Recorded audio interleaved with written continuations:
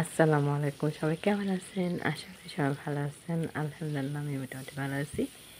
আর আজকে আবার নতুন একটা ব্লগ। আমি রেগুলার যা রান্না করি সেটাই শেয়ার করছি, রেসিপিটা শেয়ার করিনি। কারণ সবাই মূলত শাক ভাজি করতে জানে, ওই জন্য আমি আর রেসিপিটা শেয়ার করিনি।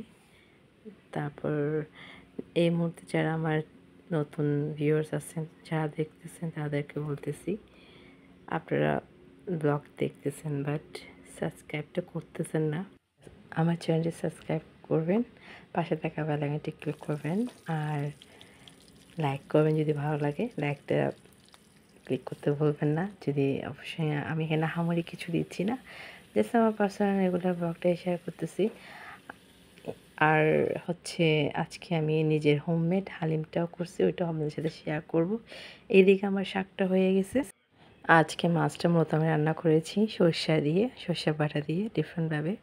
আর আমার রান্না টোটালি সব শেষ। আজকে এগুলো আমি হোমমেড হালিম নিজে আর করছি। এটা আমি আমার যেটা আমি এই যে হোমমেড হালিমটা করছি, আমি ফুল রেসিপি দিই নেই, কারণ এটা আমি টেস্ট করার পরে আপনাদেরকে দিব নেক্সট ব্লগে। আলহামদুলিল্লাহ অনেক ভালো হয়েছিল ওইটা, যে দেখতেছেন।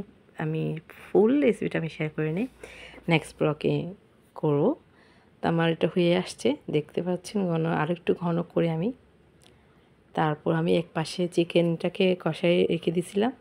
ওটা আসলে ক্লিপ করতে, ভিডিও করতে আমি ভুলে গেছিলাম। তো দেন ওটা হওয়ার পর আমি কি করলাম, ঢেলে দিলাম হালিমটা। দেখতে পাচ্ছেন কালারটা কি সুন্দর আসছে খেতে।